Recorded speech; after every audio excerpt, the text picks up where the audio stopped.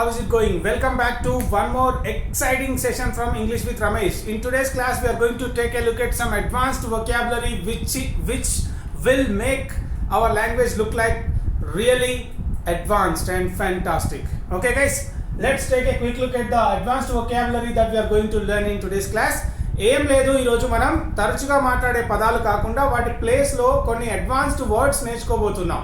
అంటే ఎట్లా అంటే ఇక్కడ రిచ్ అనేది చాలా కామన్గా మనకు అందరికీ తెలిసిన విషయమే, అందరూ ప్రతిరోజు వింటూ ఉంటాం. బట్ ఆ రిచ్ ప్లేస్లో మనం ఎన్ని వర్డ్స్ వాడచ్చు అనేది చూస్తే వెల్దీ అంటే సేమ్ మీనింగ్ రిచ్ లాగే వెల్దీ, లేదా affluent same meaning, well to do same meaning, prosperous same meaning. For example she is a rich girl అని చెప్తాం, అది కామన్. ఓకే, రిచ్ అనేది most of the times we have used it and it is pretty much common. కానీ rich ప్లేస్లో if you want to say ఏంటి wealthy, it sounds nice. ఏమని చెప్పాలి అప్పుడు? She is a wealthy girl, she is from a wealthy family, ఆమె ధనవంతుల కుటుంబం నుండి వచ్చింది.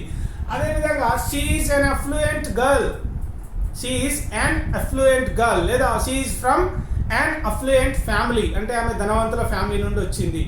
అదేవిధంగా well to do, most of the politicians are in India are well to do, లేదా they are from well to do families అంటే చాలామంది politicians కూడా ధనవంతుల కుటుంబం నుంచే ఉన్నారు.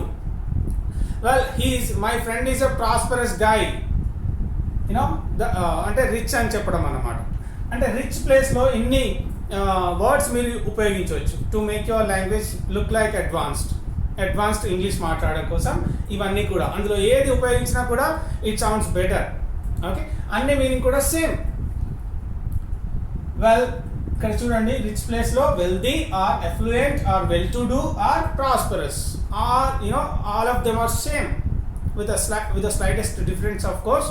ఇవన్నీ కూడా మీరు ఉపయోగించవచ్చు. Try to use all these things. Okay, అదేవిధంగా ఎంకరేజ్ అనేది common. My teacher encourages me to speak English, encourage చేస్తుంది ఇంగ్లీష్లో మాట్లాడండి అని. It is common word to use కదా. In the place of that you can say stimulate, it sounds pretty fantastic. Stimulate అనేది బాగుంటుంది encourage ప్లేస్లో. I always stimulate my students to speak English అంటే నేను ఎప్పుడు కూడా నా స్టూడెంట్స్ని ఎంకరేజ్ చేస్తాను ఇంగ్లీష్ మాట్లాడండి అని చెప్పి.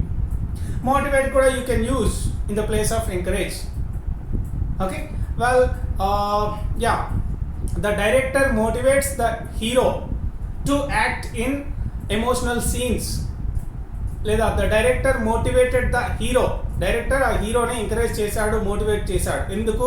To act better in the emotional సీన్స్లో బాగా నటించడం కోసం ఆ డైరెక్టర్ యాక్టర్ని ఎంకరేజ్ చేశాడు అని చెప్పడానికి.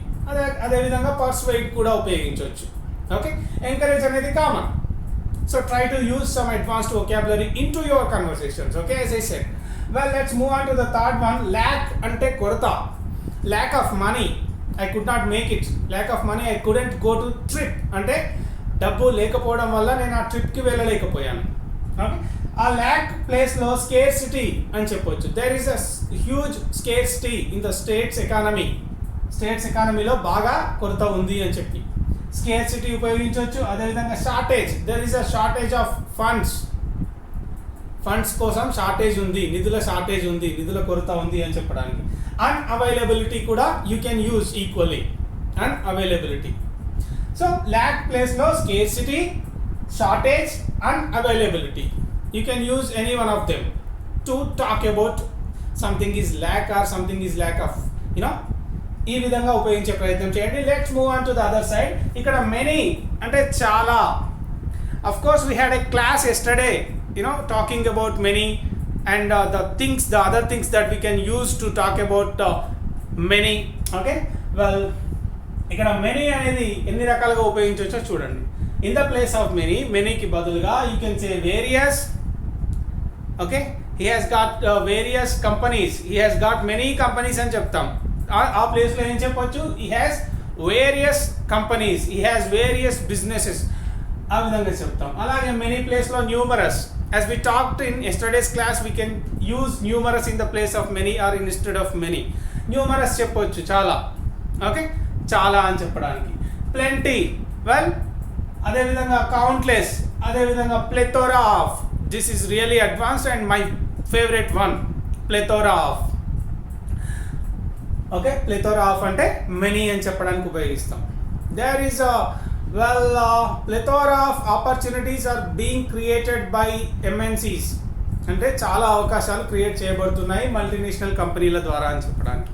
Plethora of is my favorite one, and also you can tell me your favorite word from these one in the comment box. Try to comment your favorite words from this class, okay, so that I will come to know which makes you really fascinated. Okay, well, harmful ante హాని చేయడం, హానికరం. Okay, dangerous ఉపయోగించవచ్చు, ఇక్కడ unfavourable ఉపయోగించవచ్చు, అదేవిధంగా detrimental కూడా ఉపయోగించవచ్చు. Okay, harmful ప్లేస్లో dangerous and unfavourable and detrimental, you know చాలా బాగుంటాయి uses. One of them you can use any one of them to talk about something is harmful. Okay, ఒకటి హానికరం అని చెప్పడానికి ఇందులో ఏదైనా ఉపయోగించవచ్చు. Smoking is harmful for your health అని చెప్తుంటాం. అయితే హార్మ్ఫుల్ ప్లేస్లో smoking is detrimental for your health అని చెప్పొచ్చు, లేదా smoking will have detrimental effect on your health అని చెప్పొచ్చు. ఓకే, ఇది.